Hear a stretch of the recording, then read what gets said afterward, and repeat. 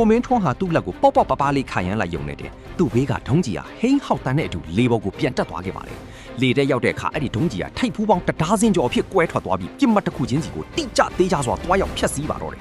ဒီကြောက်မက်ဖွယ်ကောင်းတဲ့လက်နက်ကတော့သူကိုယ်တိုင်တီထွင်ဖန်တီးထားတဲ့ Jericho ပဲဖြစ်ပါတယ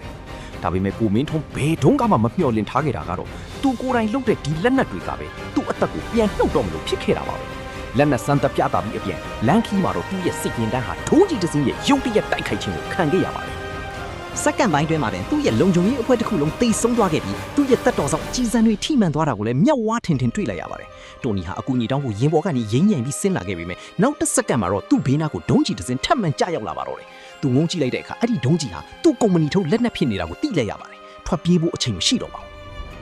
ပြင်းထန်တဲ့ပေါက်ကွဲမှုကြောင့်သူဟာပေပေါင်းရာချီလွင့်ထွက်သွားခဲ့ပါတယ်ဒီလိုပေါက်ကွဲမှုမျိုးကနေဘသူမှအသက်မရှင်နိုင်ပေမဲ့သူ့ရဲ့ကိုယ်ထဲအကာအကွယ်ကြောင့်ကိုမင်းထွန်းဟာအသက်မတည်ပဲကံကောင်းထောက်မှစွာကြံ့ရစ်ခဲ့ပါတယ်ဒါပေမဲ့လည်းဒုံးကြီးအစာနာတွေကသူ့ခန္ဓာကိုယ်ကိုနှက်ရှင်းစွာစိုက်ဝင်သွားခဲ့ပြီးသူတွေကလည်းမရက်မနာစီးကြနေခဲ့ပါတယ်အဲ့ဒီအချိန်မှာပဲသူ့ရဲ့အိမ်မက်ဆိုးကြီးအစ်စ်မှန်စတင်လာတော့တယ်တတိတစ်ချက်မိတစ်ချက်အခြေအနေမှာသူ့ရဲ့အတွင်းကလေးစားတွေစုပ်ပြတ်တက်သွားတယ်လို့ခံစားရပြီးမခံမရက်နိုင်အောင်နာကျင်လို့အော်ဟိရေးအရာအလုံးမှောင်မင်းသွားခဲ့ပါတော့တယ်သူပြန်နိုးလာတဲ့အခါမှာတော့အရာအလုံးပြောင်းလဲသွားခဲ့ပါပြီသူရင်ဘတ်ထဲကိုရှည်လျားတဲ့ပိုက်လိုင်းတစ်ခုစိုက်သွင်းထားတာကိုတွေ့ရပြီးအဲ့ဒီပိုက်ကိုဆွဲထုတ်ဖို့အချိန်အတော်လေးပြီးခဲ့ရပါတယ်သုံးရက်တိုင်တိုင်တတိမိလို့ပြီးလေးယောင်းနေခဲ့ရတာကြောင့်သူ့ခန္ဓာကိုယ်ကြီးကကြောက်တုံးလို့တောင့်တင်းနေခဲ့ပါပြီသူ့ရေဘူးကိုလှမ်းယူဖို့ကြိုးစားပြီးရှေ့ကရေဘူးကိုတော့မထိနိုင်ရှာပါဘူးသူ့ရှေ့ကလည်းရန်သူလားမိတ်ဆွေလားဆိုတာလေသူမခွဲခြားနိုင်ဘူးပါကိုမိထုံတတိထားပြီးတစ်ဖက်ကိုစောင်းလိုက်တဲ့အခါမှာတော့ရင်ဘတ်ကတစ်ခုခုဆွဲထားတယ်လို့ခံစားလိုက်ရပါတယ်ကိုမင်းတို့ငုံကြည့်လိုက်တဲ့အခါကားဘက်ထရီတစ်လုံးကိုသူ့ရင်ဘတ်နဲ့ထိုက်ရိုက်ဝါယာကျိုးကိုချိတ်ဆက်ထားတာကိုတွေ့လိုက်ရတယ်ထိလက်လက်ချားနဲ့ပတ်တီကိုစုပ်ပြေးပြတယ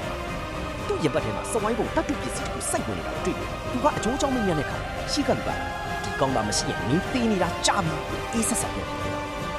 ်ဒုံကြီးအစနာတွေကကိုမင်းထွန်းရဲ့တွေးကြောတဲ့အထိပြန့်နှံ့သွားတယ်ဖြစ်ပြီးရင်ဘတ်ထဲကဆက်ကတော့အဲ့ဒီအစနာတွေနှလုံးစီမရောက်အောင်ဆွဲထင်းပေးထားတဲ့ပြက်စစ်တန်လိုက်ပြီးဖြစ်တယ်ဒါပေမဲ့အလဲလေနေတဲ့သူကနောက်ပိုင်းမှာဘက်ထရီအိုးကြီးကိုကင်ပြီးအသက်ဆက်ရတော့မှာဖြစ်ပါတယ်အဲ့နောက်မှာတော့အချမ်းပတ်သမားတွေရောက်လာခဲ့ပါတယ်သူတို့ကကိုမင်းထွန်းကိုတပ်ပစ်ဖို့မဟုတ်ပဲသူတို့အတွက်လက်နက်တွေထုတ်လုပ်ခိုင်းဖို့ဖြစ်ပါတယ်သူတို့ကကိုမင်းထွန်းကိုလက်နက်တိုးလောင်ယုံစီခေါ်သွားတဲ့အခါကိုမင်းထွန်းဟာစွန့်သွားခဲ့ရပါတယ်ဘာဖြစ်လို့လဲဆိုတော့အဲ့ဒီထဲမှာရှိတဲ့လက်နက်တိုင်းဟာသူ့ရဲ့ Stark Industry ကုမ္ပဏီထုတ်လက်နက်တွေဖြစ်နေလို့ပါပဲ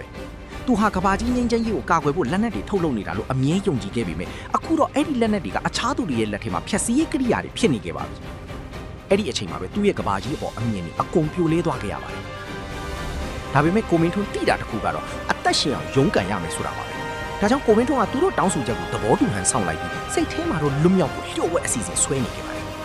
ပထမအစီအစဉ်အနေနဲ့သူ့ရင်ဘတ်ကဘက်ထရီအိုးကြီးကိုဖယ်ရှားပစ်ဖို့ဒုံးကြီးဥတိုင်ကိုဖြုတ်ပြီး Palladium dressing ကိုထုတ်ယူခဲ့ပါတယ်အဲ့ဒါတွေကိုအရေးဖြော်ပြီး Palladium ကွင်းတစ်ခုဖြစ်ပုံသွင်းကတန်လိုက်တွေတိကျတဲ့ကဟေဆောင်မှုတွေနဲ့အတူ Mini Arc Reactor အသေးစားစွမ်းအင်သုံးအနုမြူဓာတ်ပေါင်းမှုတစ်ခုကိုတီထွင်လိုက်ပါတယ်ဒါဟာကားဘက်ထရီအိုးကြီးကိုအစားထိုးပြီးသူ့ကိုအသက်ရှင်စေမယ့်အစွမ်းထက်ဆက်ပစ္စည်းလေးဖြစ်ပါတယ်နောက်တစ်ဆင့်အနေနဲ့ကိုမင်းထွန်းဟာတန်ချက်ကဝစ်စုံရဲ့ဒီဇိုင်းပုံစံပြည့်စားပြ blueprint ကိုလျှို့ဝှက်ရေးဆွဲခဲ့ပါတယ်။ရန်သူတွေရိမ့်မိမှာဆိုလို့အစိပ်ပိုင်းတစ်ခုချင်းစီကိုတစ်ဆက်စီခွဲခြားပြီးလှုပ်ဆောင်ခဲ့ရပါတယ်။ဒါပေမဲ့အချမ်းဖတ်သမားတွေဟာတစ်ခုခုလွဲနေပြီဆိုတာရိမ့်မိသွားပြီးဘူးတဲကိုတနက်တွေနဲ့ဝင်ရောက်စီးနှင်ကစစ်ဆေးမေးမြန်းပါတော့တယ်။အတူအချင်းကြနေတဲ့တငယ်ချင်းဖြစ်သူကဒါတွေကဒုံးကြီးအတွက်အစိပ်ပိုင်းတွေပါလို့လိန်ညာပေးခဲ့ပေမဲ့သူတို့ကမယုံကြည်ပဲတပ်ဖြစ်ဖို့ပြင်ဆင်ကြပါတယ်။အဲ့ဒီအချိန်မှာကိုမင်းထွန်းကဝင်တာပြီးငါသေးရင်မင်းတို့လက်နက်ကိုဘယ်သူမှလုပ်ပေးနိုင်မှာမဟုတ်ဘူးလို့ပြောလိုက်တဲ့အခါသူတို့တွေထွေဝေသွားပြီးမနှက်ဖြန်နောက်ဆုံးအချိန်အတွင်းဒုံးကြီးကိုအပီးမလုပ်ပေးနိုင်ရင်အကုန်သိရမယ်လို့နောက်ဆုံးသတိပေးချက်ထုတ်ပန်ခဲ့ပါတယ်။ကိုမင်းထွန်းကအချိန်မရှိတော့တာကိုတညလုံးမအိပ်ပဲတာနီခုတ်စက်ပစ္စည်းတွေတက်ဆန်ပြီးသူ့ရဲ့တန်းချက်ကဝစ်စုံကြီးကိုအပတ်တကုတ်တီထွင်ဖန်တီးပါတော့တယ်။